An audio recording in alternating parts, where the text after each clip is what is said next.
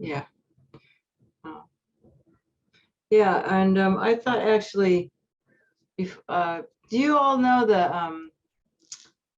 the Buddha mantra? You know, Tai Ta'o Muni Muni Mahamuni Esoha. Do you all know that mantra?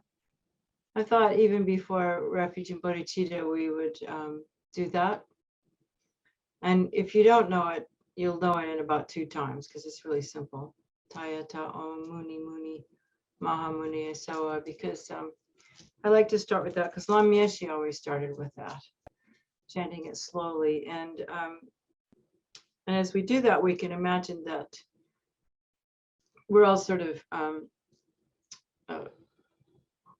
so hold on. I don't like to do the speaker view. Then I just sit there looking at myself talking, and that's really distracting. So let me click off the thing. Come on now. Yeah. You guys can have a speaker view, but I don't want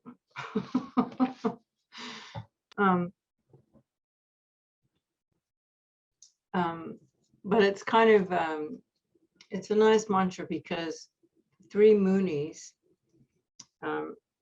sometimes it's translated as control, but you could also mean it as to like abolish. And the first one is to abolish the suffering of all sentient beings. And the second one is to abolish or control my self-cherishing mind. And the last one is to control or abolish the dualistic experience that we have. So in other words, it's to bring in the realization of ultimate. So it's a very nice mantra to say. And I always think of His Holiness and Lam Yeshe when I do it. So we'll just start with this, chanting it kind of slowly, and just kind of use it to get connected with there's only 8 of us, that we can all get kind of connected. But we have 2 new people. So before we even do anything, I'd like to know a little bit about the 2 new people. So what do we have? We have a Donnie and a Skylar. So Donnie, you want to tell me a little bit about you and where you are and a little bit about you? Then it just helps me, you know, especially with a small group. And just so you know, yesterday we had a lot of, like, I don't mind if you just want to interject and ask a question anytime, because it's little enough group that we can do that. It just makes it better for all of us. So, okay, so what's your story, Donnie? Where are you? You're in Colorado too? No, you've been to Aspen. I heard that. So, yeah. Born and raised in Berkeley, wound up in Moran. I thought. Wait, I can't hear you. We can't hear you. I at San Francisco Zen Center in 2013. I went to Tassajara as a monk to be a priest. That didn't work out. I segued into Vajrayana. I started out with Thai forest tradition. I did the Hinayana first. Yeah. And I've been doing this for, I don't know, 20 years. A while. Yeah. And are you in the Bay Area now? Are you still in the San Francisco Bay Area? I'm not. I'm actually in Sacramento. Okay. Oh, well, we had someone from yesterday. I know. I was there. I hope she comes to our summit. It's called Diamond Lake. Oh yeah. Okay. Yeah. I know. I've heard of that group. Yeah. Okay. Well, thanks for sharing. And well, I'm not going to review too much what we did yesterday, but because I thought we covered a lot of ground, actually. What do you guys think? Do you think we sort of covered a lot of ground yesterday? Heather and. Yeah, it was great. Did you want Skylar to introduce yourself too? Yeah. Skylar, please. I like that name. I always wish that was my name. Thank you for picking on me, Heather. I'm in Colorado with Heather. I wasn't going to forget. And yeah, so I've just been studying lots of different things about life everywhere. And I'm sorry I missed yesterday's class. I got the booster shot and it kind of kicked my butt. So yeah, I will definitely watch it on the YouTube. Yeah, but thank you for allowing me to be here, and thank you for all the teachings that you bring to us. And where in Colorado do you live? West of Denver, so in Lakewood. Okay. Yeah, I used to live in Colorado, so I sort of know. And what do you do when you're not when you're not on Sunday? What's your life about? Do you do other things? Life right now is about life. It's for a job, I'm a title searcher, which is super boring, but it allows me to explore other options about everything. So yeah, I like to And hike. Donnie, what? Oh, that's good. Well, you're in Colorado, so that's Yeah. really good. What about you, Donnie? What do you do? Do you have a profession or something you want to share or anything? Professional Dharma student. Fantastic. That's great. I used to do Well, I other am things, too. So glad to meet you. firefighter. Oh, cool. Amazing. That's a big job. Okay, so let's just start with a mantra. And as we say the mantra, we can imagine Buddha Shakyamuni in the space above us. And so we'll just sort of segue from that into the refuge in bodhicitta. So let's just kind of just sit for a couple minutes just to come into the space and bring our awareness into our bodies and our breathing.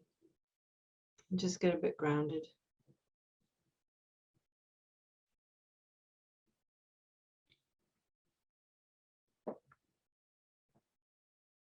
And we can imagine we're all in a room together.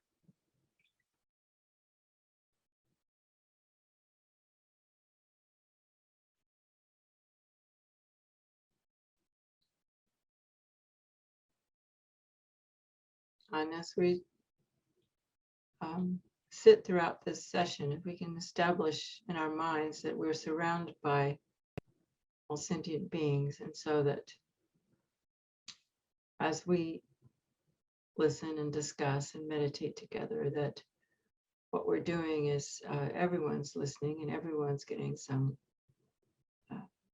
Dharma understanding. And especially all the people in Ukraine and Syria and Afghanistan and Iraq and places where there's a lot of sufferings, Central America, some Guatemala and Honduras, and all sentient beings, not just humans, but all beings everywhere. And when I was preparing for this, I think I said yesterday, I was looking at these teachings from Geshe Tashi on the two truths and mind and mental factors. And I think it was interesting to see the kind of official definition of bodhicitta, because most of the time when you ask somebody, what is bodhicitta? They'll say, oh, it's the wish to benefit sentient beings. But it's actually a little more than that. The actual definition of bodhicitta is that we have correctly ascertained the condition of all sentient beings. And based on that, we develop great compassion. I'm sure you've all studied, you all seem like you've studied quite a bit of Dharma. So, you know, the 6 causes and 1 effect, you know, of how we're exchanging self for others. This is the 2 standard sort of Tibetan Buddhist developments of just remembering the kindness of all the sentient beings and extending that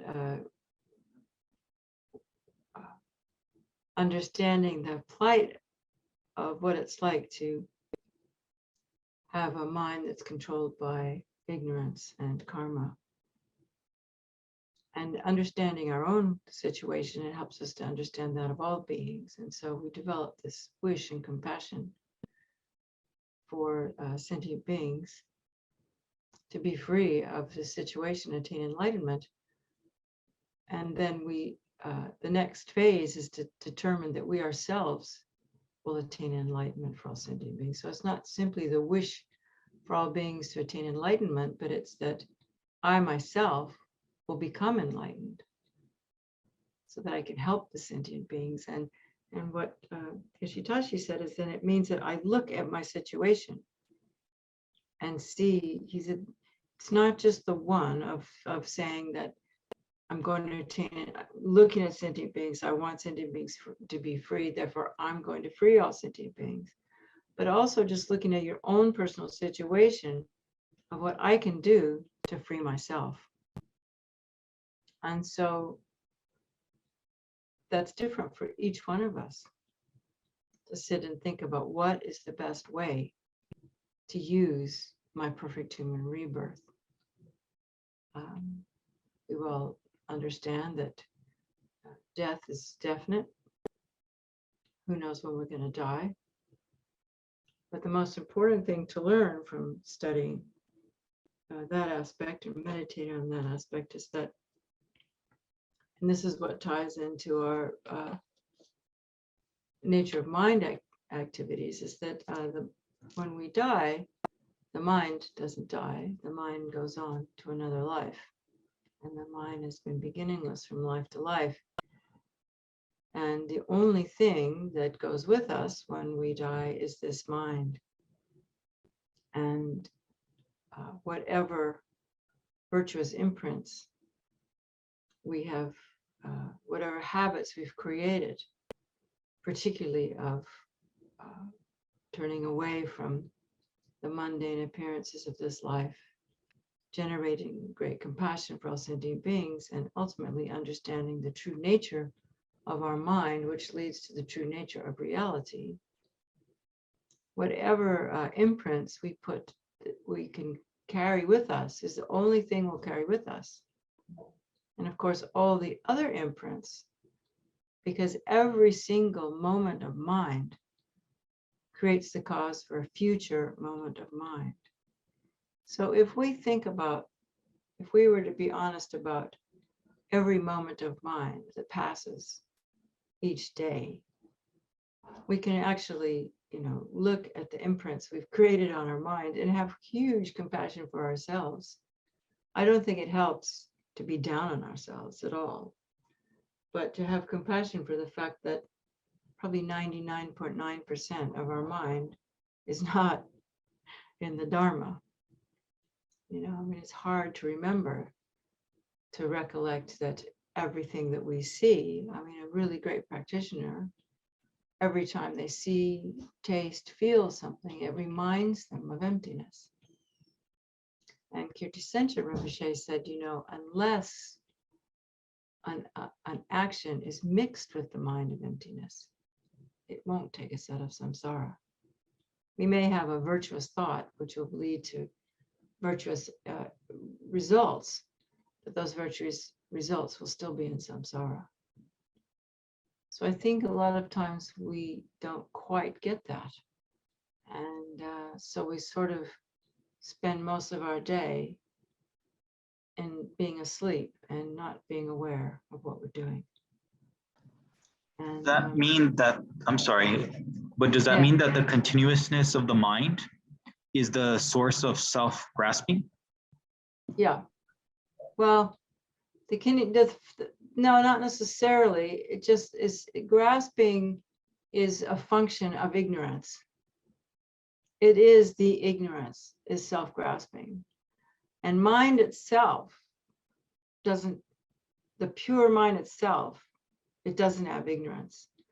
But for most of us, every moment of mind is accompanied by a moment of ignorance, which is that grasping. And so the main goal, all these teachings are to create the causes for us to have the mental acuity and power to eliminate that grasping. Does that make sense? So all of the compassion training, all of the concentration training, all of the study that we do is to, remember yesterday we talked about the very subtle mind, because that grasping comes from the very subtle mind. And so the training that we do is to not only access the subtle mind, but with that subtle mind, to be able to meditate on either, depending on what school you follow, either the emptiness of that mind or the emptiness of the I. And what some schools say is that just merely understand the emptiness of mind brings us to an understanding emptiness of I. And other people say we have to actually look at the I and find its emptiness, depending on our experience, I suppose. How's that, Aaron? Does that help?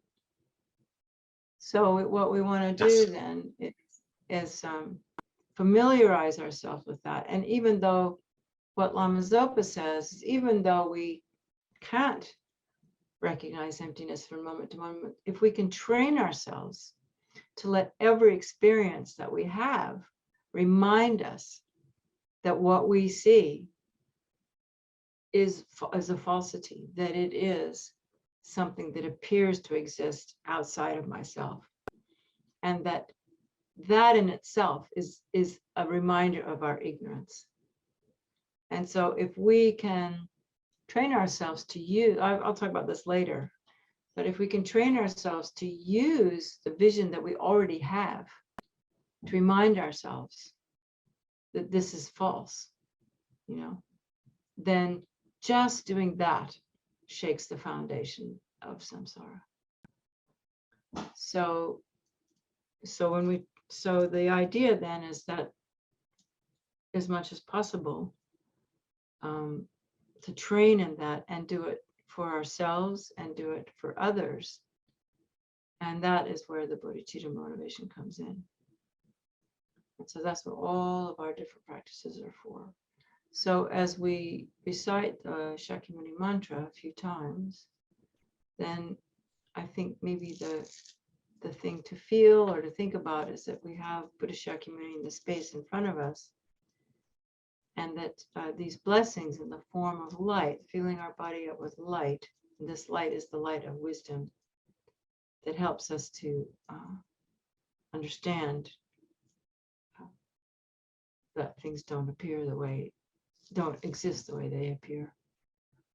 And that it's through this love, because love itself, love, compassion, lessens our grasping. That's one of the reasons why we feel good when we feel love, because we feel less tense about our own mind. We're not, that whole preoccupation with self, which is the next step after the grasping, is the self-preoccupation. When we turn our minds to loving others, even as a school teacher, I mean, just Kathleen teaching little kids, it's an act of love, that in itself turns us closer. So that's why love is the method to help us understanding, because it begins to break down that concrete sense of self. So here we go. Jaya ta om muni muni maha munaye so.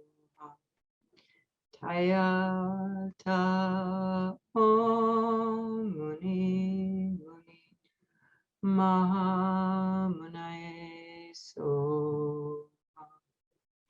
Jaya ta om muni muni maha munaye so. Jaya ta om muni muni maha munaye so. Jaya ta om muni muni maha munaye so. Jaya ta om muni muni maha munaye so. Jaya ta om muni muni maha munaye so.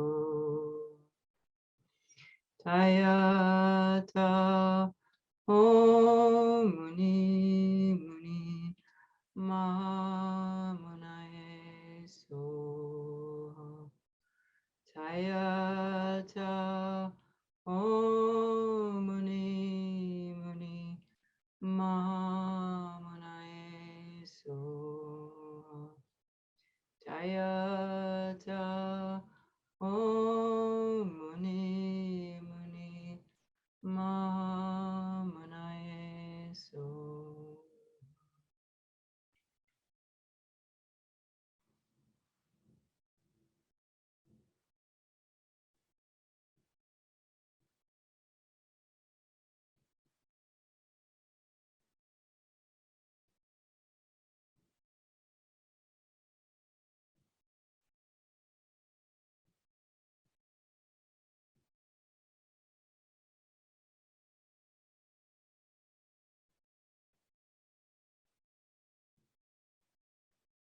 Dundra, would you like to lead the refuge in bodhicitta, please?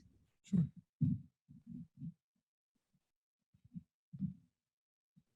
That's Lou, I not think you're, bodhicitta on the screen. Yeah, It's, we have something else on the screen. We have like DB assessment form here.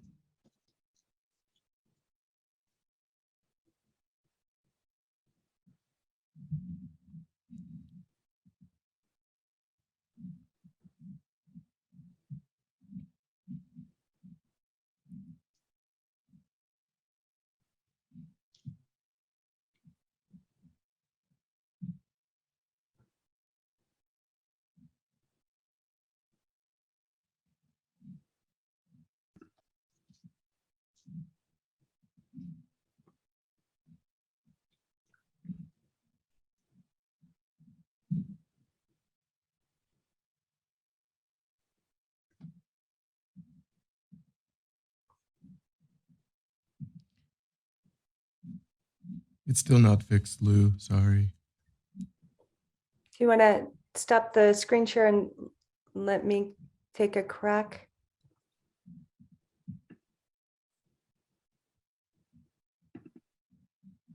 Maybe just lead it. We can listen. I mean, most of us know it. Oh, there, Heather's got it. Okay, cool. Thanks, Heather. I go for refuge until I am enlightened to the Buddha, the Dharma, and the Supreme Assembly. By the merits I create through listening to the Dharma, may I become a Buddha in order to benefit all sentient beings. I go for refuge until I am enlightened to the Buddha, the Dharma, and the Supreme Assembly. By the merits I create through listening to the Dharma, may I become a Buddha in order to benefit all sentient beings. I go for refuge until I am enlightened to the Buddha, the Dharma, and the Supreme Assembly. By the merits I create through listening to the Dharma, may I become a Buddha in order to benefit all sentient beings.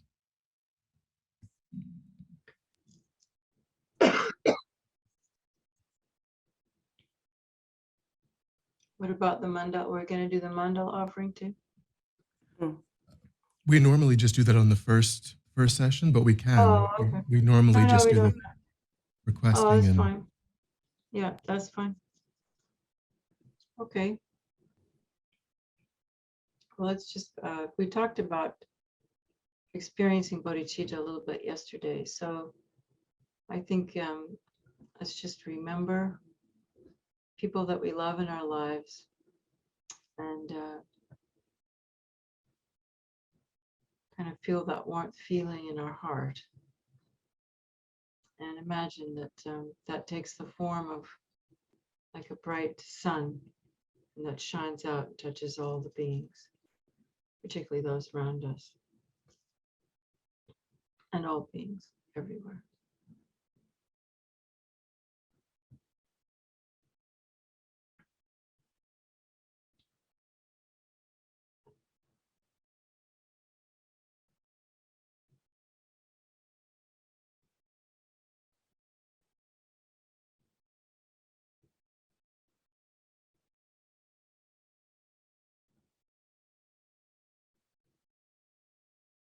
And then Buddha Shakyamuni becomes very, very small golden light, the size of mustard seed. And we make a request to him, or before he gets tiny, we make the request that to please bless our minds and the minds of all sentient beings to be free from all the wrong views about the nature of reality, about the nature of my mind, even the wrong views about the relative experience of life. And that we can gain all the realizations that we need to just be decent human beings and the realizations that we need to become enlightened. And for our minds and the minds of all sentient beings to be free from all the obstacles, all of our habits that are difficult, all of the outer obstacles, such as life situations. And the inner obstacles, just our own delusions. The secret obstacles, just all the blockages in our subtle body. And all of the very subtle ignorance that's grasping an inherent existence, so that we can be of benefit to all sentient beings. And then the Buddha comes in the form of the bright light to the crown of our head, particularly clearing any obstacles for us to have a good session this evening or in the afternoon for you. And enters into the crown, passes through our throat and settles in our heart. And again, the light rays go out from our heart to all the sentient beings, clearing all the wrong views, gaining all the realizations, and freeing us from all obstacles.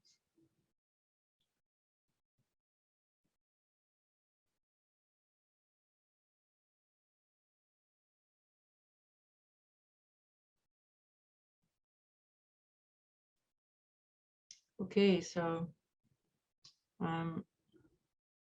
yesterday we talked about the 4 pots, right? The upside down pot, the dirty pot, the cracked pot, and the filling up the pot.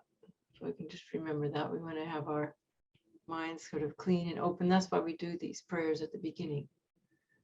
And mostly what we talked about yesterday was just the nature of mind being formless, clear, and knowing.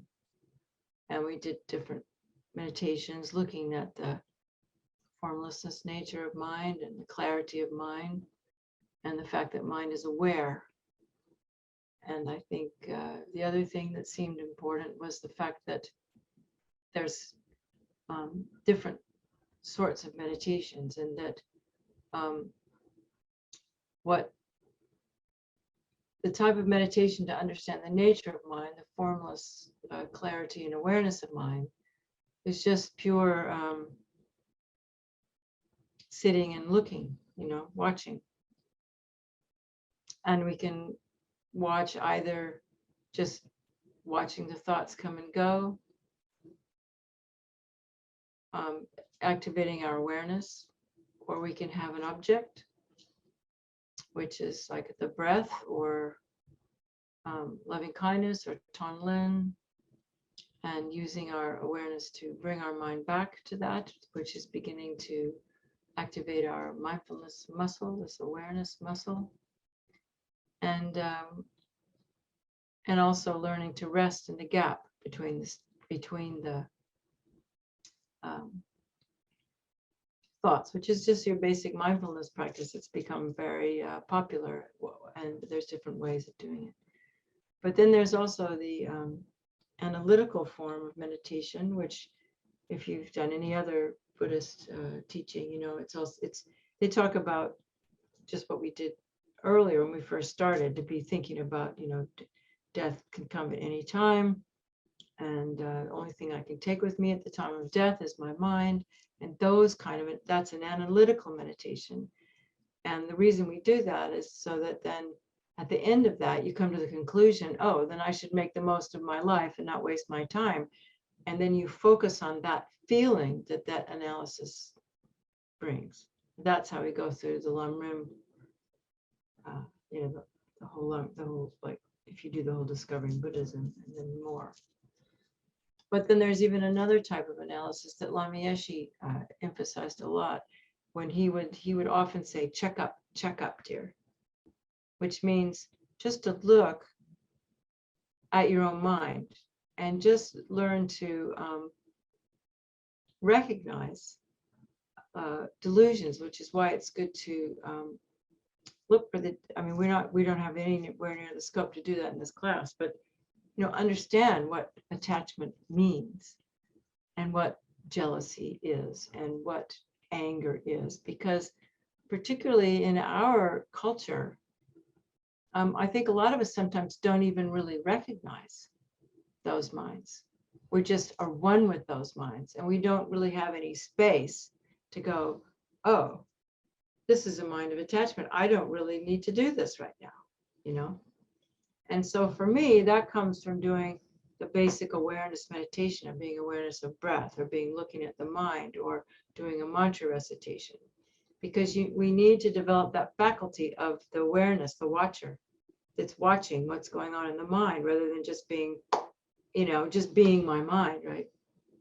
We need to develop this faculty of checking up, of saying, and it's not even just recognizing what's going on in my mind, but also, I think we tend to do this anyway, but just the psychological investigation of, okay, well, why am I having this? What is it about my life or my childhood or my, however you want to think about it, that propels me to constantly be repeating these situations that bring myself and other people happiness.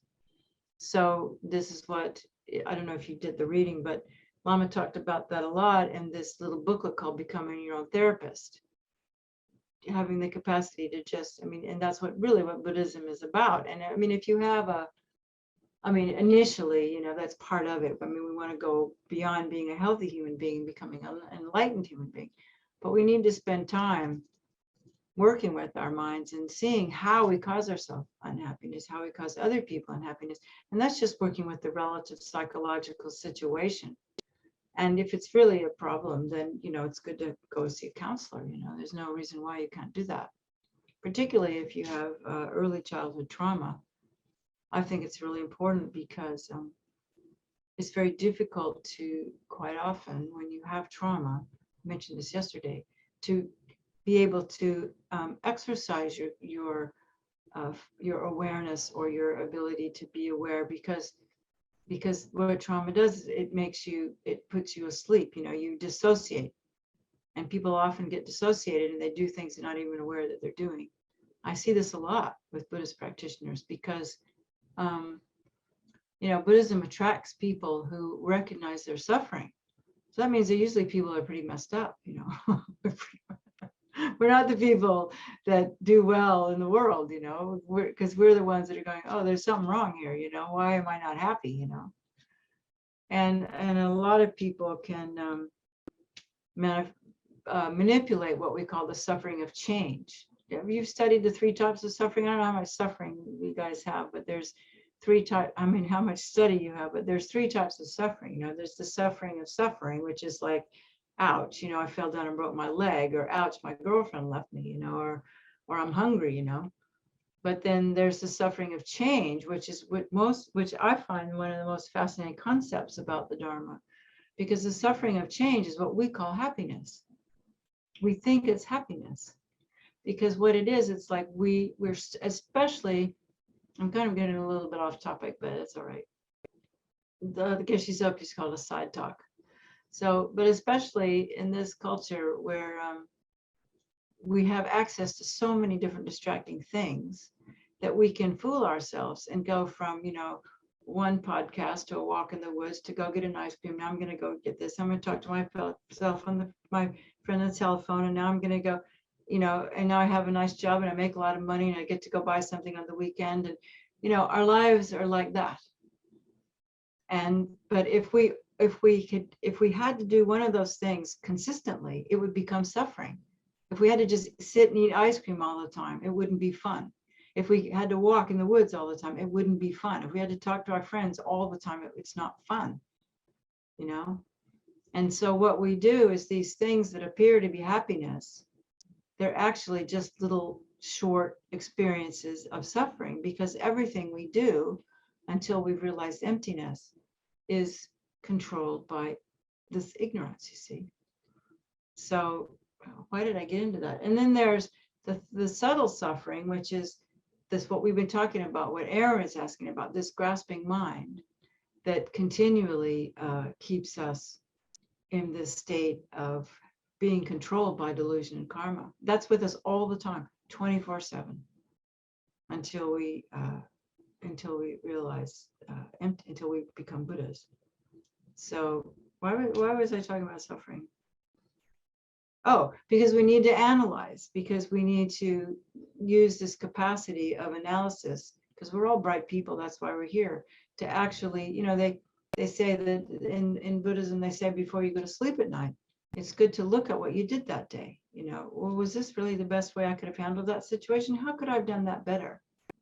And Lama Yeshe used to call that checking up, to check up on, what you do and how you do things, so that you get to know yourself better. And we begin to develop our own wisdom. It might not be, the great wisdom of the Buddhas, but we need just what they call sherab, just normal everyday wisdom to navigate the world, to be able to make the right choices for ourselves and for others. Just even the kind of normal wisdom, like, well, what am I going to eat today? Am I going to eat sugar today? No, I'm not going to eat sugar all day today.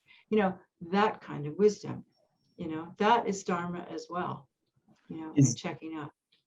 Yeah. Does that mean analytic meditation's goal is that primary consciousness, like the essence of what the mind is, or the object capped by the mind? Well, we use analytical meditation to get there, but what I'm talking about is something more just mundane, just looking at our daily life, But so the analytical meditation is whenever we're engaging our thought process, so it's a conceptual thing. And everything that we experience until we realize emptiness is, we experience everything conceptually. Everything comes in through a conceptual mind. And emptiness is beyond concept, which is why it's difficult for us to get at it, because our minds operate through concept. So all we can do is sort of point at it, and what we do, what they talk about in understanding the nature of mind and understanding the emptiness of the mind, is we have a conceptual idea of it. They call it a meaning generality, or a generic image of what it is. And we use our stabilizing meditation to stabilize. First, you do the analysis to get to some kind of concept of emptiness. And then you use your concentration, which is why we need to develop concentration, to have a mind that can focus on it without being distracted by, every 2 seconds thinking about something else. That's why we do the practice of learning to develop our awareness of being able to hold the mind in one situation, or at least to have awareness of that situation, so that then this conceptual idea of emptiness, it will eventually over time dissolve into the actual real experience, especially if we begin to do the practices that make our mind more and more subtle, which is what concentration does.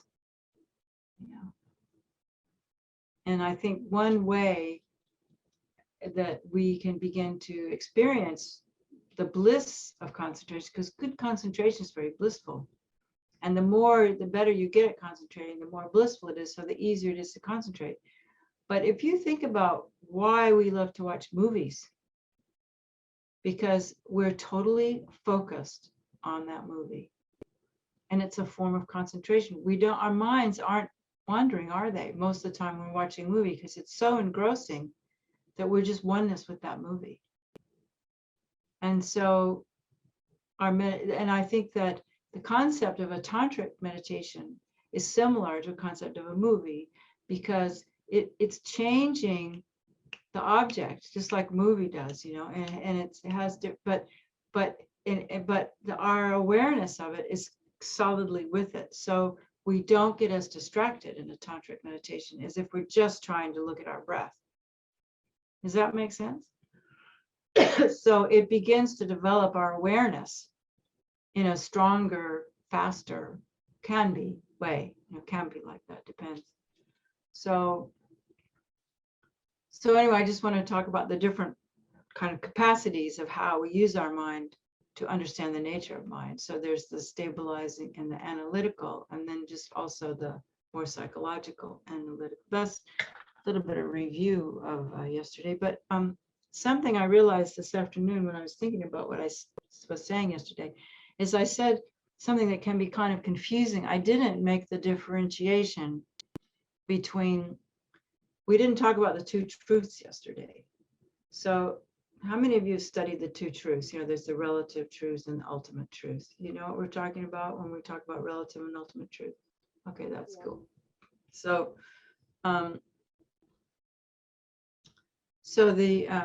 there's the relative mind, and then there's the ultimate mind, right? So the ultimate mind is obviously the emptiness of mind.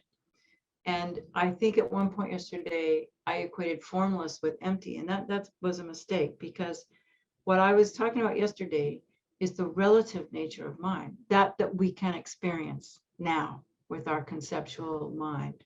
And that relative mind is formless, clear, and knowing. So when we were doing those meditations of that spaciousness, remember we did this one, we're going space out, that is to try to experience the formless aspect of the mind. Because what I was attempting to do yesterday, because nobody ever did that for me, and it's just taken kind of years to try to understand, is what I was mentioning to you. Okay, well, what is the clarity of mind? What is the formlessness of mind? You know, what is the knowingness? I think the knowingness is easier to understand. I remember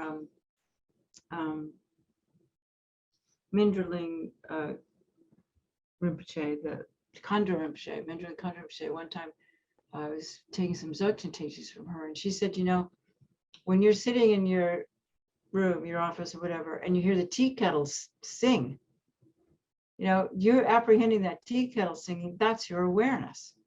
That is what, it's as simple as that. Or when you hear the birds singing outside and you apprehend that, that is simple awareness. Awareness is how we understand things, you know. So that part of it, I think, is kind of understand. That is our apprehending, you know. But I think that sometimes it's harder for people to understand what the clarity of mind is until you've meditated quite some time. But I think we established yesterday that that is like the mirror, the space in which it's what allows us to think and have concepts. And so what we are working with is just trying to, if you could take all the concepts out, there would still be this clarity of mind, you know. And it's what you can experience when there is a gap, you know, when all there is your, you know, the gap between your thoughts is when you begin to experience that clarity of mind, which is why I think I mentioned at the beginning yesterday that His Holiness said, this teaching from His Holiness was that the mind is like a mirror, and it's always reflecting what we experience through our 6 sense consciousnesses. But if we can kind of stop that for just even a second moment, you know, of time, of not always this apprehending, you know, then we feel a little bit of that space, and then we can experience this relative nature of mind, and it's very peaceful. It's so nice, you know. And with over time, you can get, so you can just, especially what I find for me, it's the breathing meditation. It's the most helpful. I mean, even if I'm doing a tantric meditation with deities and mantras and stuff, but if I'm always being aware of my breath, like I tell people, I often came up with the idea that it's sort of like a rock band. You know, a rock band has a rhythm section, you know, the bass and the drums, and they're always there, just going doom to doom doom doom to doom doom doom to doom doom, you know, where there's somebody singing and there's a lead guitar going, you know, but there's always this do, you know, the most basic thing. So if in a meditation you learn to always, with part of your awareness, be aware of the breathing, you know, then as the you know, the singer and the electric guitar player, I mean, those are all the mental events that are going on in your mind. But as you get better at meditating and those other events calm down, then when you have that experience of the openness and clarity and formlessness of mind, you're still aware that you're breathing, you know, until you absorb the winds into the central channel, until you you know, completely realize emptiness, you're always going to be aware of your breathing. And so what I found, I'm just sharing my experience. I don't know if it'll be the same for you, but so that then when I have those experiences of, you know, where my mind's not thinking about anything and I'm just in this peaceful state of mind, and that is kind of connected with my breath, then what happens is that my breathing then becomes a doorway into that state of mind. Does that make sense? That the breathing becomes the pathway into the peaceful, spacious clarity of mind. So I really, I mean, I think that's why all Buddhist meditation starts with breath meditation, you know. And that even though we might have a different object, it's always good to be, because it also helps you to stay grounded and stay in your body, which makes your winds calm down, which makes your mind calm down, right? Because we talked about yesterday the mind and the winds. But I didn't make that distinction yesterday between the relative nature of mind and the ultimate nature of mind, because like when the Gelugpas teach Mahamudra, they talk about first, you know, we need to understand the relative nature of mind and get an experience of that formless, clear, knowing mind without being caught up in all the thoughts that are happening or the emotions that are happening. But you see, once you have that, then we have to then work on with analysis, the empty nature of that mind, you know. And some traditions say that if we just continue to meditate on the relative nature of mind and focus on awareness, that it will eventually give us the experience of the empty nature of mind. Particularly if you, I mean, we did a little bit of it yesterday. We sat for a while and we started to try to find, where is mind, you know? Is my mind in my body? Is my mind, where is mind? So once you can get a little bit of stability in your meditation, then what you do is you start where, you know, you either choose, you know, where's my mind or where's my eye, you know, and you know, where is it? Can't find it. And that's what they call, I'm sure you've heard this before, the non-affirming negation. Because what they talk about, this is what the Gelugpas talk about, which is that it's not that you go, ah, here it is, I can't find my mind. And that's an affirming negation. You know, that's like giving it another concept. What you want to do is when you haven't been able to find it, just sit with that space it comes and let it be there as long as possible. Are you with me, Dundra? You following this? Everything's cool? You probably heard all this before. So anyway, so I realized I hadn't made that distinction yesterday because that's important. Okay, so let's just stop for a moment and do just a little breathe. Let's take a break from talk and let's just do a little breathing meditation ourselves. And again, just look at the nature of mind. We'll just do this again for 10 minutes.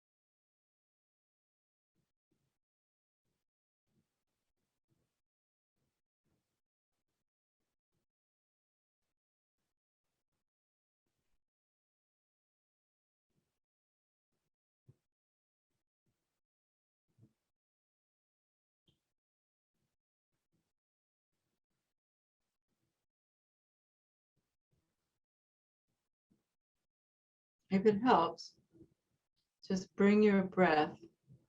Imagine your breath is coming down into your belly. And when you exhale, you can feel it going down your legs and down into the earth.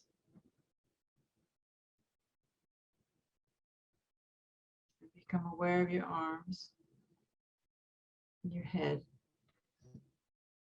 And just bring your awareness throughout your whole body.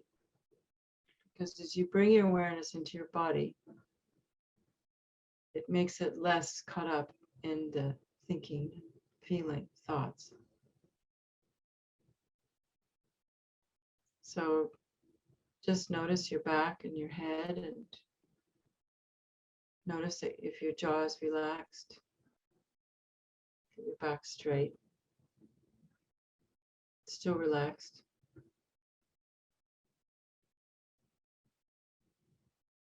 And just gently breathing into your belly, but also keeping some energy into your chest so that your chest doesn't just collapse, So you breathe in your belly, but you also bring some breath into the upper part of your body so that your shoulders can relax.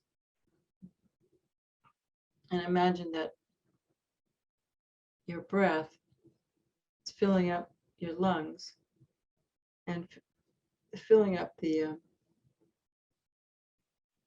middle part of your body, particularly the ribs and the back. And so you're breathing in your belly, but your breath also from the belly comes up through your body and expands the rib cage.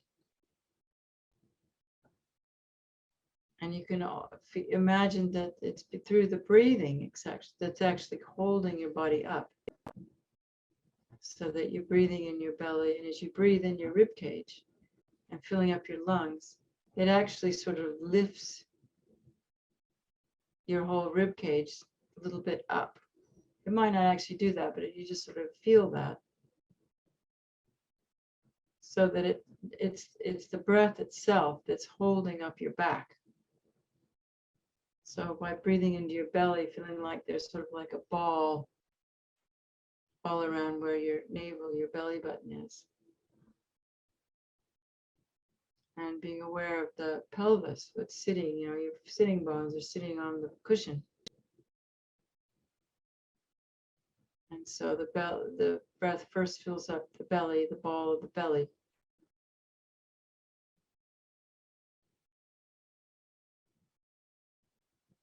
As you're taking long breaths, and it comes first the belly, and then filling up the middle part of your body.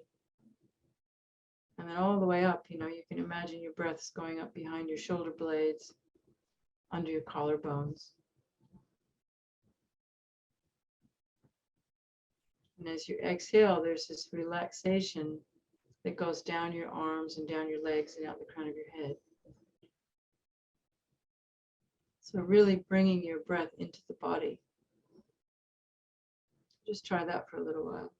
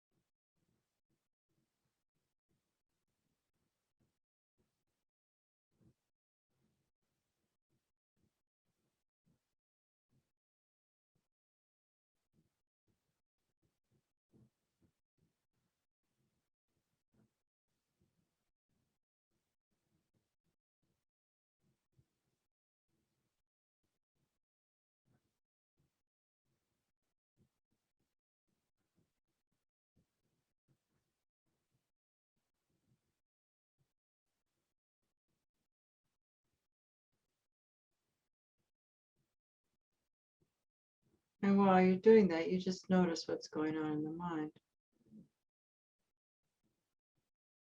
And keeping in your awareness that, mind is everywhere.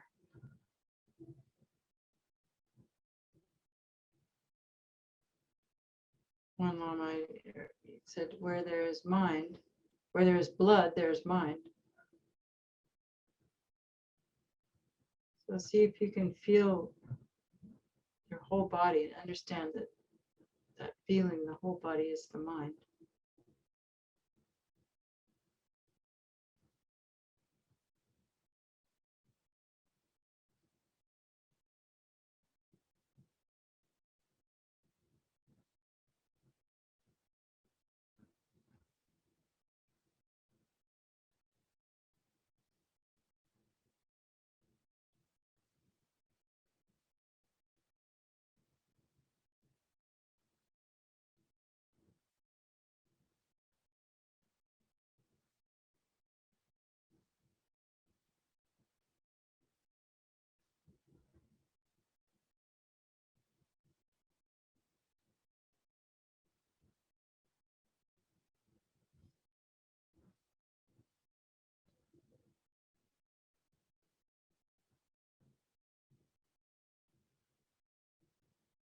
I remember yesterday I said, His Holiness says that when you're meditating, there should always be a sense of warmth and loving kindness there. So it helps you just flash, just take a moment to remember something, someone you love, without getting caught up in thoughts about that person, just to energize the experience of love. It doesn't have to have an object. You know, love comes from inside us. It doesn't have anything to do with outside world, except that you know, prompts it for us.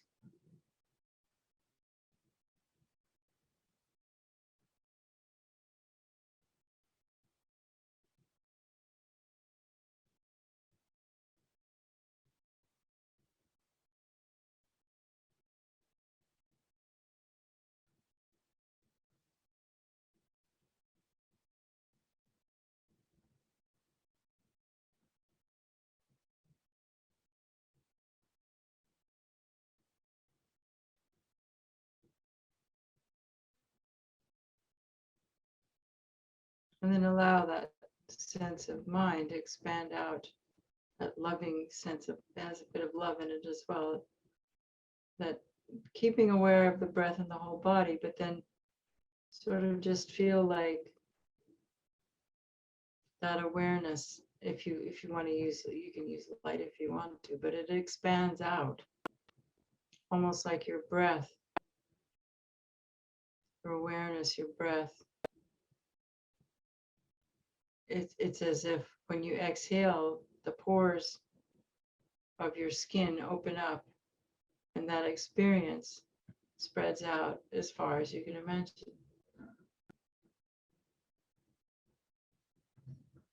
So that mind starts to get very, very big.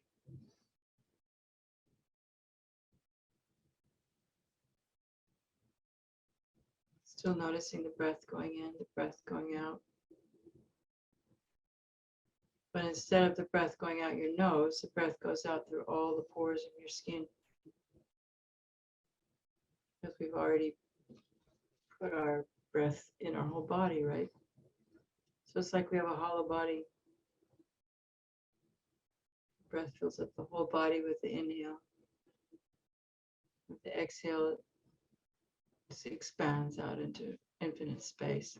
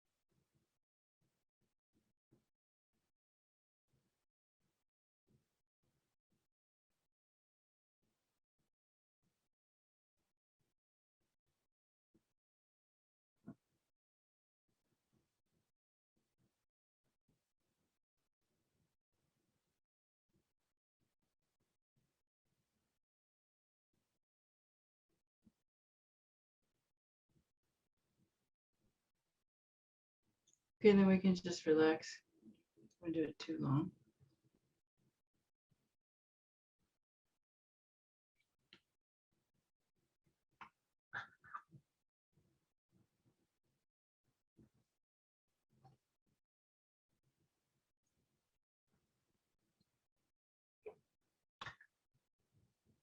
So,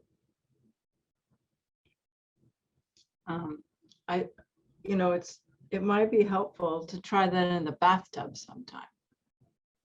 Because when you're in the bathtub, you're more relaxed, and it helps to relax, to learn how to relax. But I don't know if any of you got a bit of a space to feel a little bit of the nature of mind. Was that a helpful meditation for you, or just curious?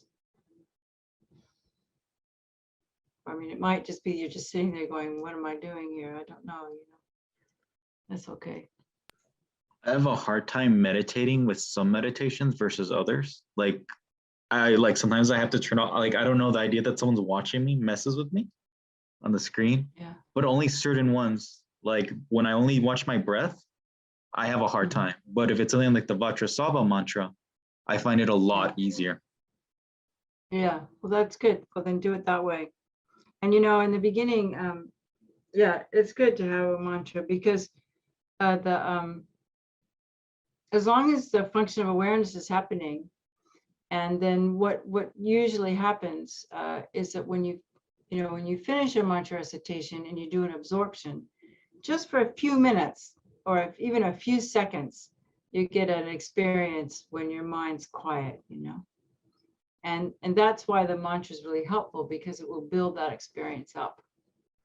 But the thing that we just did, if you engage that kind of, whole body experience before you start a recitation, then it'll support your mantra practice.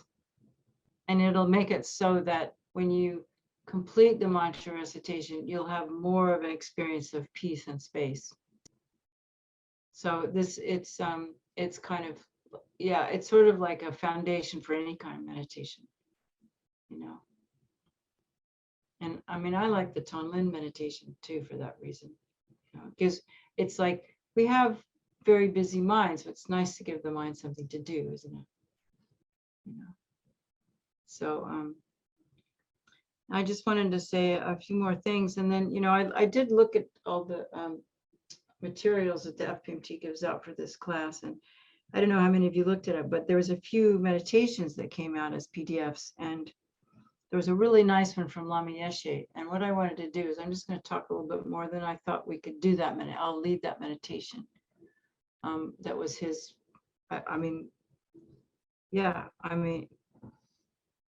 and I guess at the end of it, we can have a time to look at the nature of mind. It's not really about nature of mind, but it's a very nice meditation anyway. And I think that anything you do, any meditation you do, is an opportunity to be looking at our mind, isn't it? And looking for the nature of mind, anything we do. Because everything's mind, so everything's always a chance.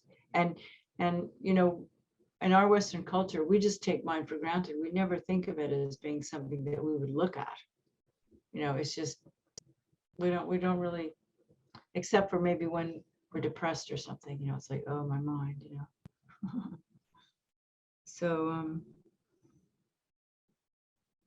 but I wanted to explain a little bit more about meditation too. That there's 4 conditions that are usually a part of any meditation that you do. They're not really necessarily things you meditate on, but they're conditions that help to increase the efficacy of your meditation. And the first one is just being aware that we're in samsara and we want to get out of it. This idea of renunciation, that if we can bring that to renunciation and bodhicitta into every meditation we do, then this sort of, I remember Kadrala, I think some of you know who she is, the amazing realized female practitioner, Dakini. And she came to visit us. I used to live at Land of Calm Abiding, the place in California, the FMT retreat place in California. And she came there once. Lama Zopa brought her there actually to visit us. And she said, she didn't say much, but she said, the only way to have success here is to develop great disgust for samsara. And so that's kind of one of the foundations for a good condition for meditation. And of course, the second one is a teacher, having a good teacher. But it's divided into 4 parts. And one of them is like having the pure lineage, having an actual teacher, that's connected to a pure lineage and who transmits the lineage, doesn't like start making up their own stuff or anything, but just sticks to what Buddha taught, to what the lineage teaches. And we're really, really fortunate that we have that through the Tibetans. They in Tibet, if a lineage, if it used to be that if someone didn't realize the teachings of the lineage, they wouldn't continue it. Like we have beings that realize what the teachings are about, so that it's not just book learning, but it's people can impart the experience. And that was something that I might feel that especially with Lama Zopa too and Lama Yeshe's holiness, and it's like their bodhicitta is so huge that you can feel it. I think I mentioned that yesterday. You feel it when they walk in the room. You feel it. They have the lineage. And then of course the next is actually have the teachings, because you want to receive the teachings, and then I see you study them so that when you meditate, you can go over them in your mind and analyze them and think about them and meditate on them. They talk about study, contemplation, and meditation. It's not enough just to study, but then we have to think about it and apply it to ourselves and think about how make it our own. How would I explain this to somebody else, is how I've done it. Like I used to, when I was in my long retreats and going over the Lam Rim, I was thinking about how I would explain it to my younger sister who doesn't interested in, has no Buddhist interest really. So how would I put it in words that would make sense to them? How do you put it in words that make sense to you? So it's really important that we,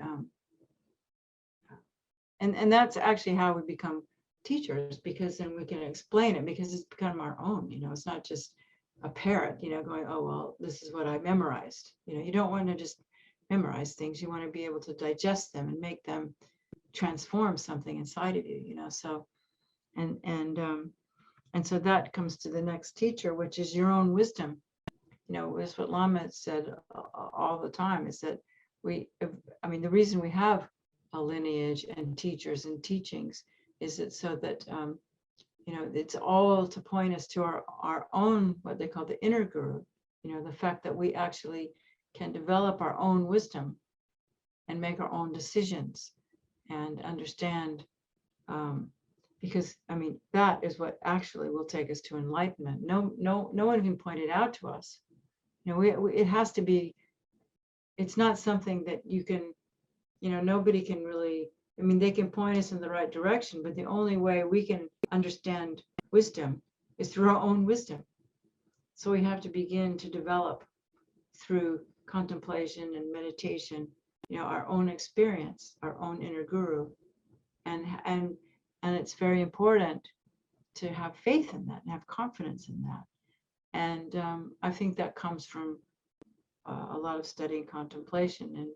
And you can see great geshes and have, they've meditated and studied so much, they're completely confident. And then the last of the kind of conditions that help us to have good meditation, good practice, is something I mentioned a bit earlier, which is that use our world all around us. Everything around us can be our teacher. And in the way that, the people, the obvious way, a lot of you have studied thought training, that when someone says stuff to you that you don't like, you use it as an opportunity to practice patience or an opportunity to practice loving kindness, but the most obvious one is to what I said earlier, which is that use the environment around us to remind us that everything's empty, that what I see isn't even relative truth. What I see is what appears to exist from its own side, and that doesn't exist at all. I look around my room, it seems so real to me. There's walls and there's lamps and there's tankas and there's, but that's not how they exist. They exist independence upon, my mind recognizing them, and they're existing. What I'm seeing is actually existing inside my own head, even though it appears it's a very interesting combination to try to get to what is the subtle dependent origination. How is it that things are my mind labels things and then they appear to be existing outside of myself. So anyway, so we're using our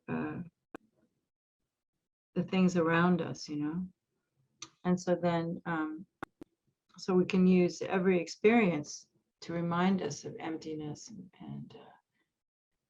and impermanence and bodhicitta and like that. And then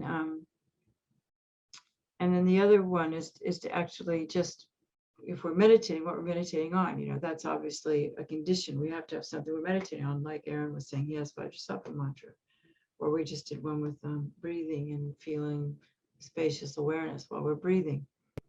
So there's the 4 conditions that are being discussed with samsara, the 4 aspects of a teacher. We have an object of meditation. And the last one, which is really important, especially as the years go by, is to not have a lot of anxiety about our progress.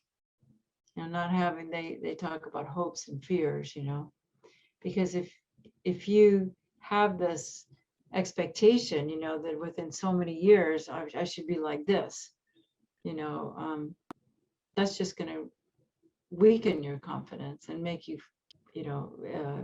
give you discouraged. And discouragement is one of the factors of laziness when you study laziness in the Lam Rim. So if we don't have a lot of expectation, then we aren't discouraged. And I think that one thing that helped me, I just learned recently, was that, even if we don't have good concentration, like a lot of times we expect, oh, well, I've been meditating for so many years, I should have better concentration, or I should have, more loving kindness. We always want more than what we have. But just the fact that we meditate, even if we meditate with a somewhat distracted mind, we're still developing awareness. And our awareness will grow over the years, so that we are aware of our thoughts, we're aware of our mind, we're aware of what's around us, and that awareness itself is a form of wisdom. And so we can, sort of take solace or heart in the fact that, maybe we aren't, quote, the most concentrated meditators in the world, but just the fact that we're watching our mind be distracted is still improving our mind, So that's a kind of one positive way to think about it. So, yeah, so we don't want to have, and the Dalai Lama has said, he would say that, you can look back over 10 years and look back, well, is my mind, or 5 years, am I in a better space? Am I better able to deal with situations than I used to be? And Lama used to say that the way we can kind of tell if we're progressing on the path is if we have more flexibility. If we don't get quite so upset about things, because that means our eye grasping is getting less, isn't it? So if every time we meditate, we sit down and look for the eye, and we begin to, even if it's conceptual, we begin to understand that the eye that feels so real in here, especially when I get upset or anxious. It's just a mirror dependent origination. It's just arising because there's an object, there's an I arising. And so it feels to be me. But when I try to find that I, it's not to be found anywhere. And so what that does is over years, it creates a flexibility. So when things don't go the way we don't want them to do, it's okay. It helps us to not be so tight about life. And I think if that's all we get from this, that's just a really good thing, isn't it? Because life never goes how we want it to. There's that line from John Lennon, life is what happens when we're busy making other plans. So when our plans don't work out, then yeah, Donnie's gonna offer something, progress. Yeah. You've disabled my video. Oh, I haven't disabled your video. Someone did. Don't know. It's okay. Yeah, I But- did. You kept leaving the room and I assumed that you wanted it disabled. Okay, that's But I'm fine. happy to turn it back on. No, please don't. Okay, thank you though. Now I know. Okay, fine. Well, were you going to say something about another way to see how you've progressed? That was in the chat. Well, I heard this from the Dalai Lama at some quote was, you can gauge your progress by the reactions of other people around you. Yeah, it's true. Yeah, If people are happier, yeah, You get along better Yeah. with people. That's all. that's true. No, that's nice, because you make people happy. And part of that is that flexibility. Being flexible makes other people happy, isn't it? Well, thank you. That's a really good point. So, yeah, so I just sort of wanted to mention that because I thought that was a kind of helpful to know is to help us on our path, So, so let's see, we still have a little bit more time before 9 o'clock. So let's do that meditation from Lama Yeshe.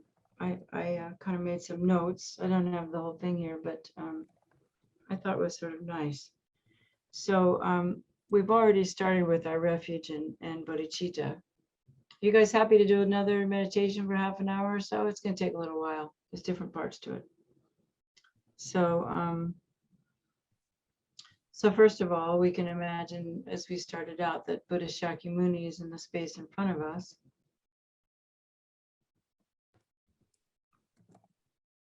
And we're surrounded, first of all, by everyone that we know. So let's just take a moment to think about all the people we know.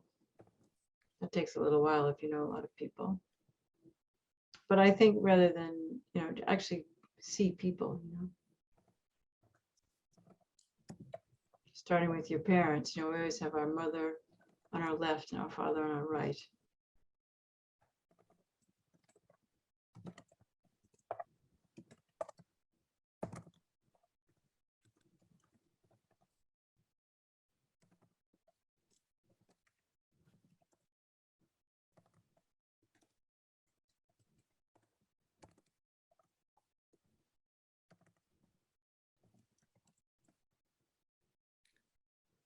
And then we had all the sentient beings.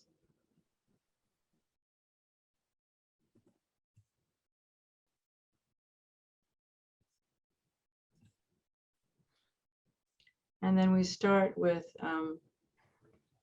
the people we know. And we think about our experience and how all our lives are similar. We all want to be happy and satisfied. We hear the Dalai Lama say this a lot. Everyone wants happiness, nobody wants suffering. So everyone has the same wish to avoid pain and discontent. So we could actually think about people we know and consider their hopes and dreams.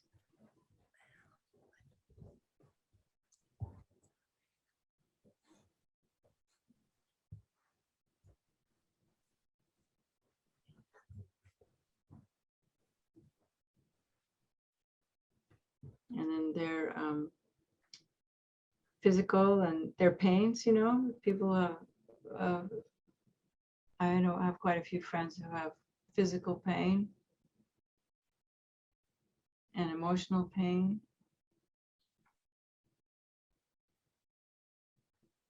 And kind of allow ourselves to feel that and feel connected with that.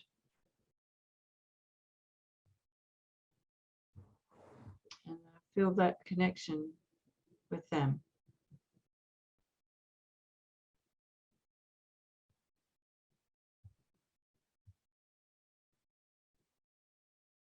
And then consider their joys, what makes people delighted and fulfilled. You know, there's nothing wrong with just ordinary happiness. Even though I did speak about it being the suffering of change, but still we need to be happy. So, you know, whatever little bits of joy and happiness that we can have, we can rejoice as long as it's not hurting anyone. So think about all these people that we know, their joys and their pains. And how we're all really the same. Essentially.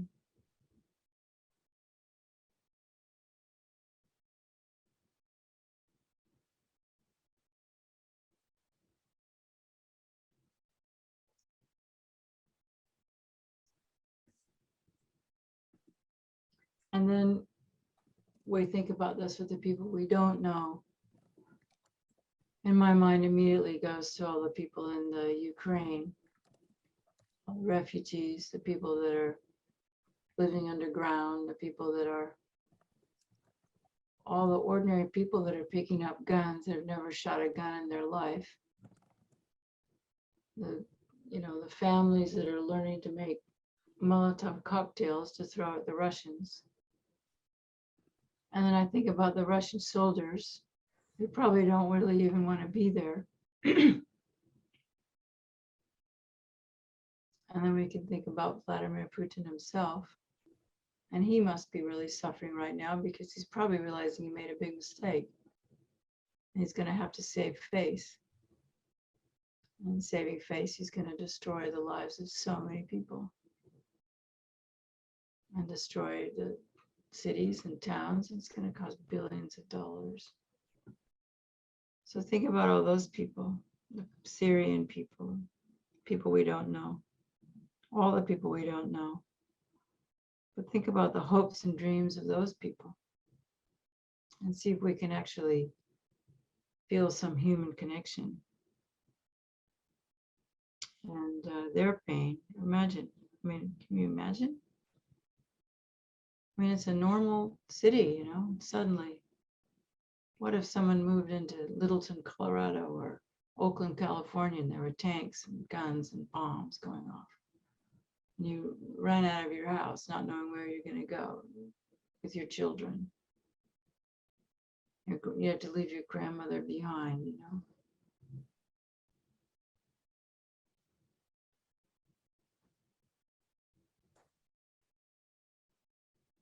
It's difficult in the United States because it's so huge, you know. It's not like you would just could walk for 3 days and get to another country.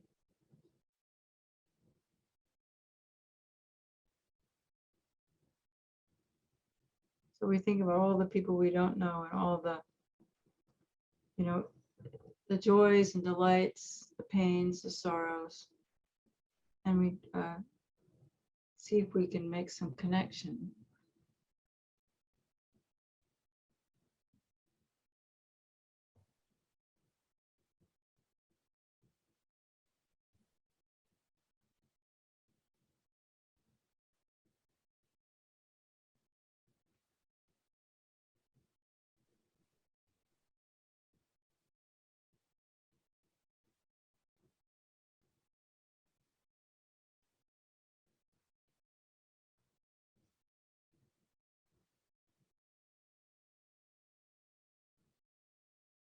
And then we think about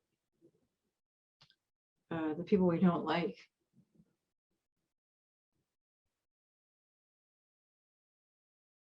The people we have difficulties with. And give ourselves the opportunity to realize that, you know, they also are no different. They just are looking for happiness. They just find happiness in other ways that we find happiness. They have other sources of joy, other sources of pain.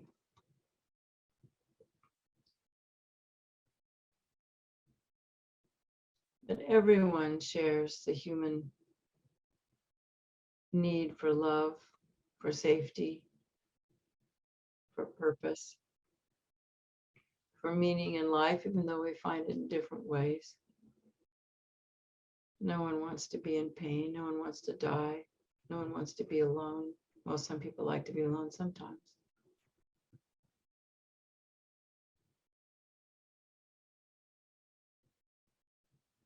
And just see if we can feel connected to all the entire human experience. And explore the idea of wishing them all happiness. And see if we can imagine we could reach out to every single, not only the human beings, but all the sentient beings, and touching out to them and wishing them all happiness.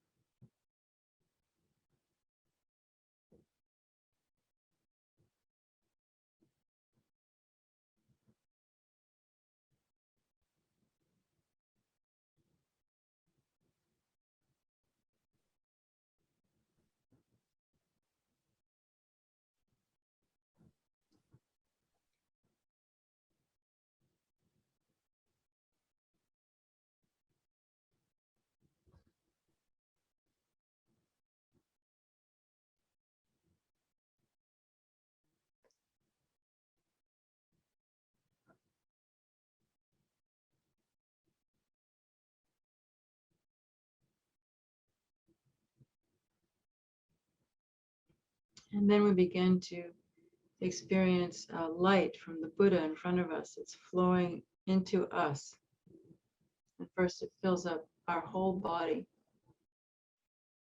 So if you can return to the meditation we did before this one, where we had our breath filling our body and our body feeling somewhat hollow, so that that light can fill up our whole body.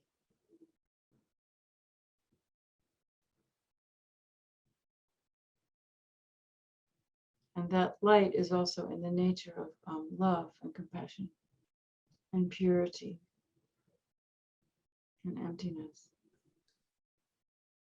pure awareness, pure light, pure love.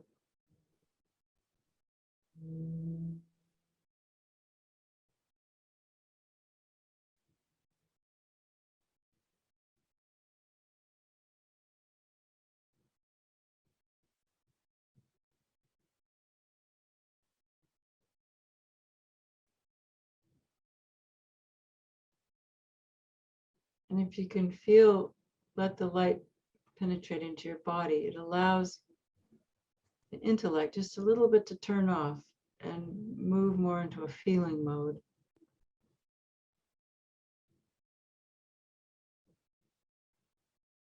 Just feel the body filling with light and love of the Buddha, unconditional light and love.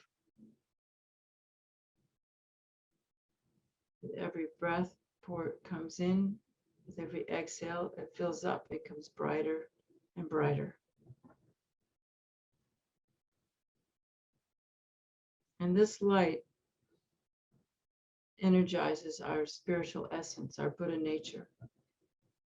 As we said yesterday, you know, every sentient being, every mind has the potential for enlightenment.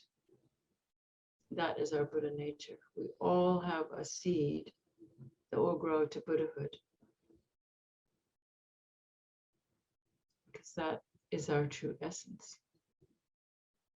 And so just imagine that even though we might not have much of an idea what that is, but maybe we do. To just have an experience of pure love, pure awareness that manifests spontaneously to benefit sentient beings. So the whole body is filled with this light.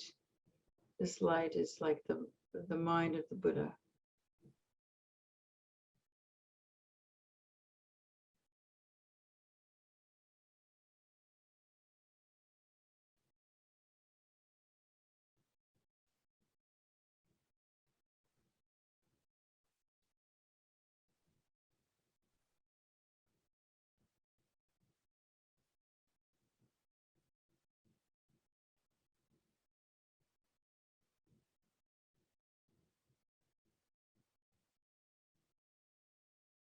And then this light goes out through all of our pores and begins to touch all those beings.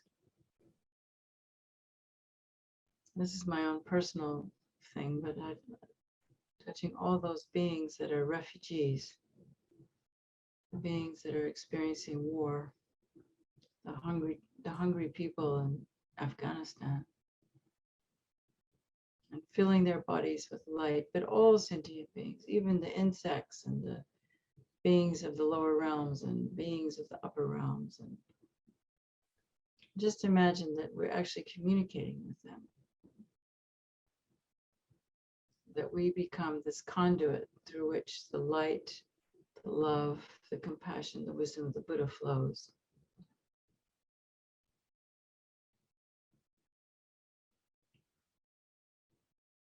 From our heart to their heart, from our spirit to their spirit.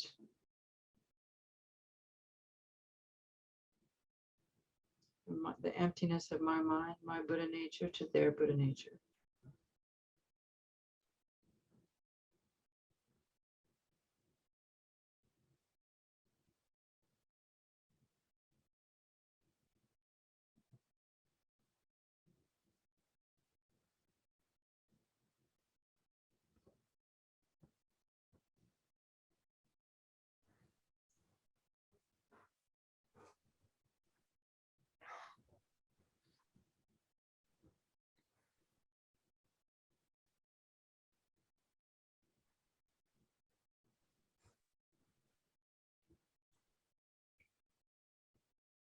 So we make a determination to sustain this healing energy. And as we make this determination to heal all sentient beings, more light pours in from the Buddha. And just imagine, just having the intention and the faith is good enough, even if you don't feel anything.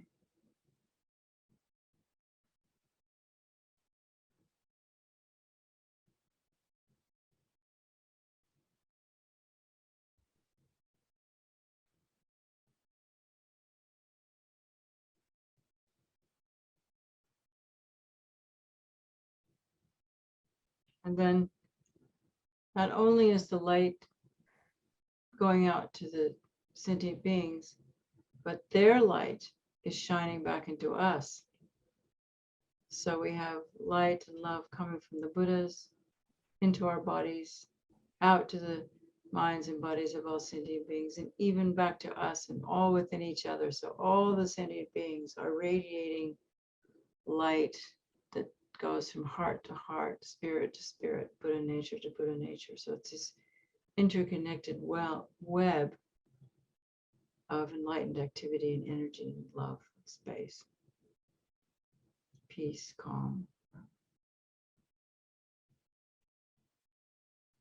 Pacifies all these delusions that cause the wars, that cause the greed, that cause the ignorance, that cause the fear, that cause the people to be greedy. It heals all the emotional afflictions, all the pain that causes people to harm others, that causes people to want to become powerful and dominate and control others.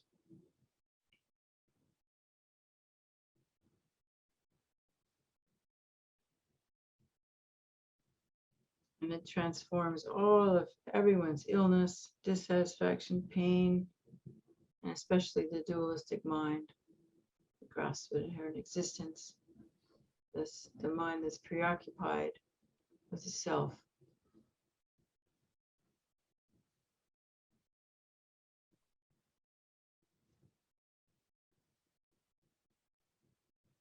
And as we wish for our own self-preoccupation to disappear, that light pours in, disappears our own self-preoccupation and goes out to all those others.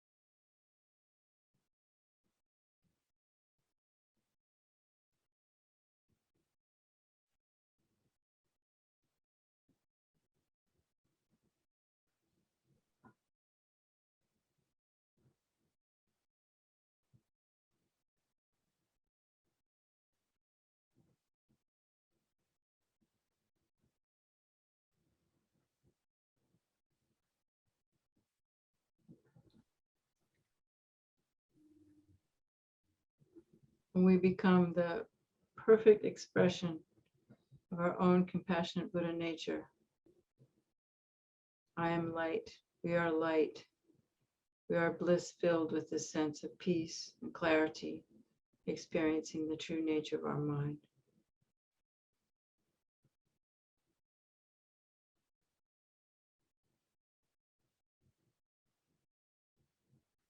And we stay with this experience as we recite the Moonies mantra again.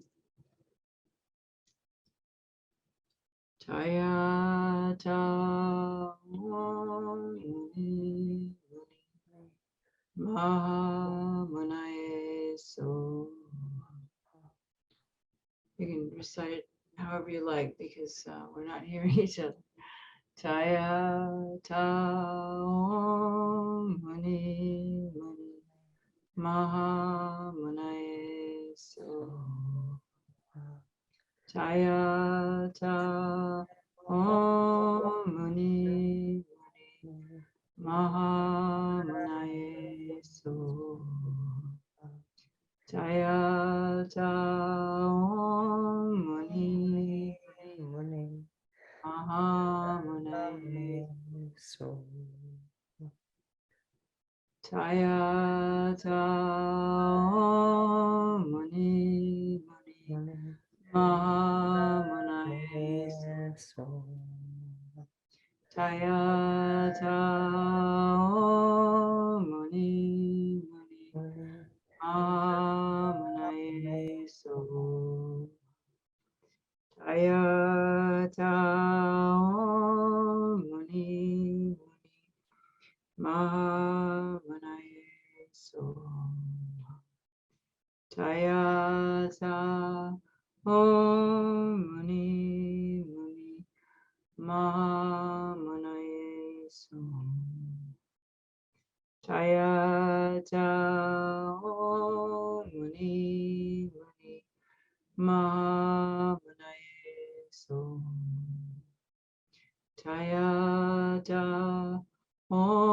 muni maha munaye so.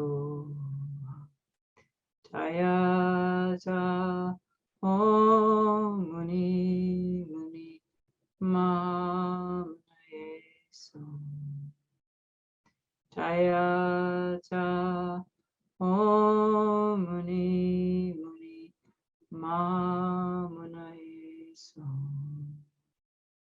Taya ta muni maha munaye so. We can just say it to ourselves for a couple more minutes. Imagining that this blissful light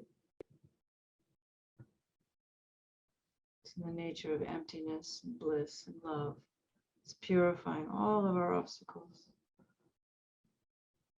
bringing joy and calm and peace to all sentient beings.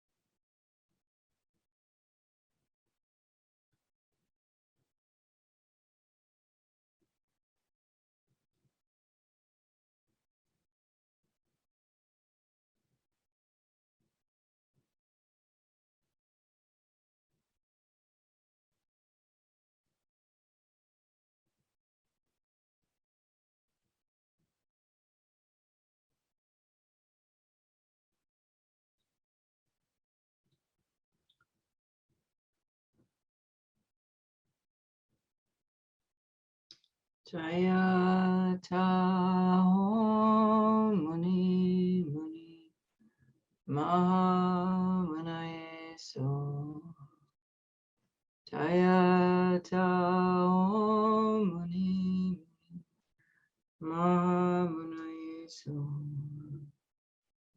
Jaya Tao Muni Mahamanaye So.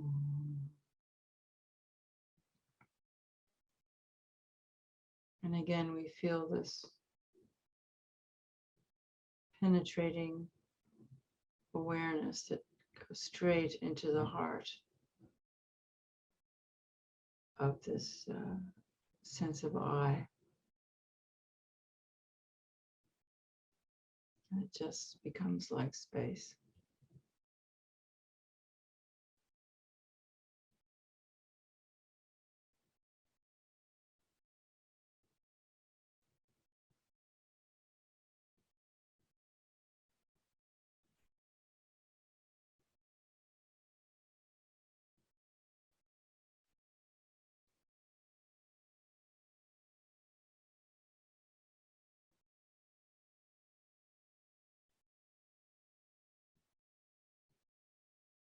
We can imagine that all the beings around us also melt into light, into the pure essence of mind, and it all dissolves into us, bringing this power to recognize our Buddha nature, to penetrate through thought, to see its essence, penetrate through emotion, to see its essence.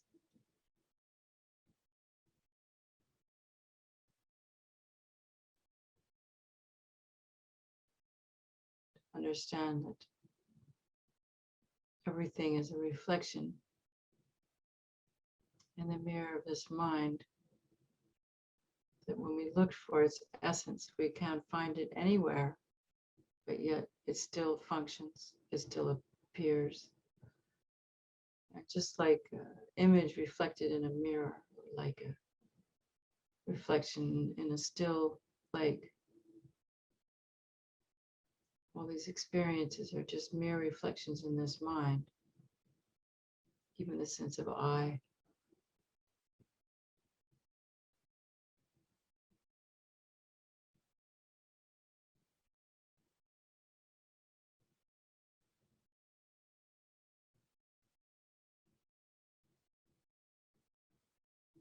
But when we try to pinpoint this mind somewhere, something can't be found.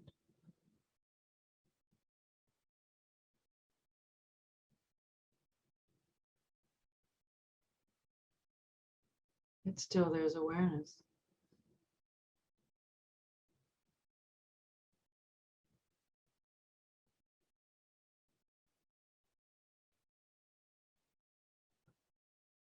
Just existing like zero. Awareness of zero.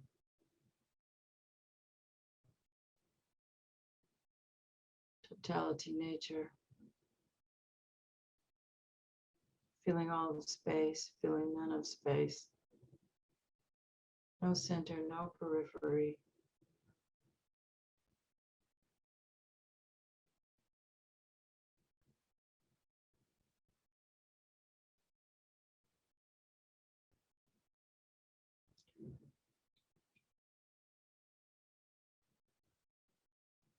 And then the Buddha is still abiding in this reflection in the mind. This Buddha, again, like earlier, we request a blessing, and this Buddha becomes very, very small. It comes to the crown of our head, dissolves into the center of our chest where the subtle mind resides. And all of our gross consciousness dissolves into that very subtle mind. And again,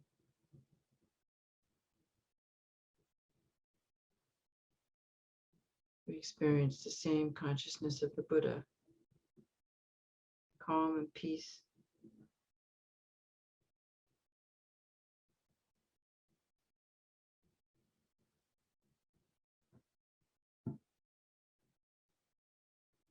When a thought comes, you just recognize its essence, penetrate it with awareness. It just disappears like a cloud in the sky.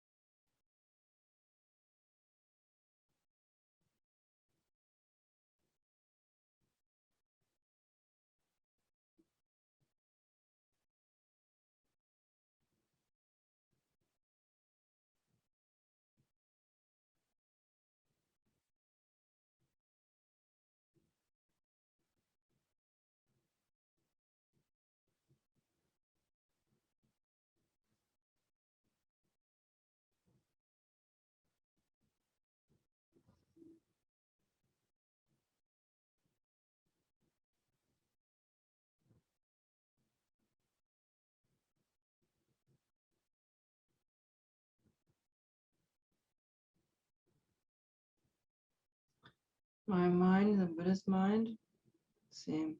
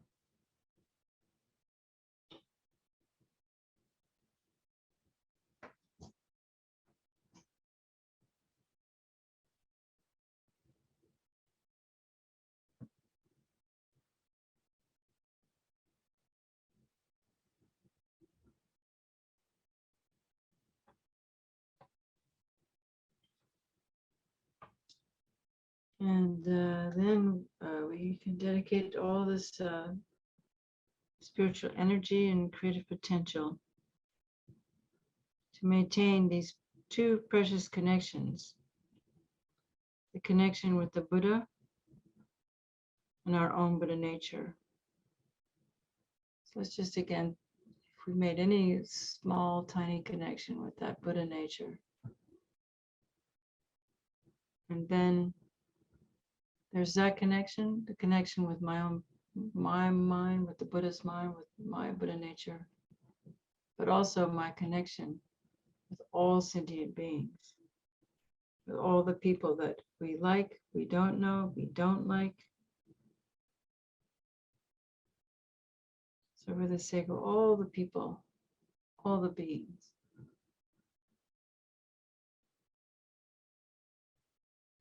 we dedicate that we never forget this connection. And that every step that we take towards Buddhahood, every time we can relax into this calm, clear state of being that transcends the anxieties and the fears of this world, just the even existential, experience of being. When we connect with the mind of the Buddha, every little time we do that, because we're connected to all sentient beings, we're helping all sentient beings.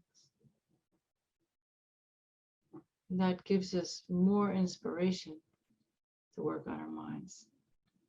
It's not just for me.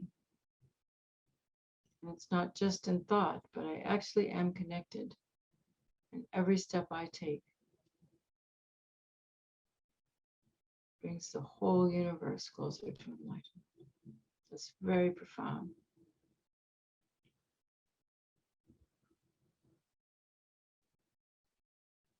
So we can pray to the Buddha to help us to not forget that. And when that creepy little self preoccupied, oh, I'm not doing this, why can't I do that? That the anxiety mind pervades in the background. Just blast that. It's the nuclear energy of Buddha's mind, Lama Yeshe's mind, Lama Zopa's mind, His Holiness' mind, every guru you have, every realized being. Just remembering that we're all connected. We're even connected with the Buddha's minds. Just forget.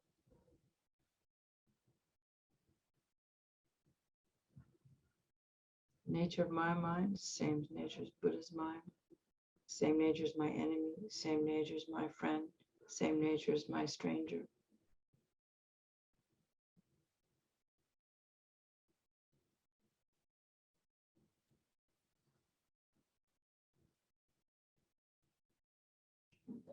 In the experience of Buddha nature, there is no delusion. There is no preoccupation with my mind, myself, my life, my this. Freedom, spaciousness, clarity. This is our true nature.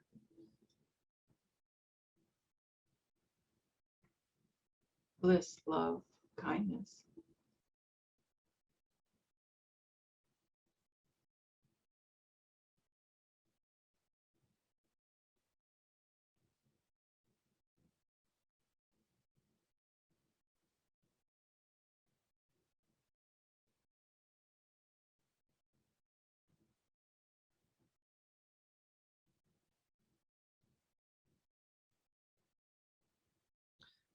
So that was Lama Yeshe's meditation. It's a nice one, yeah?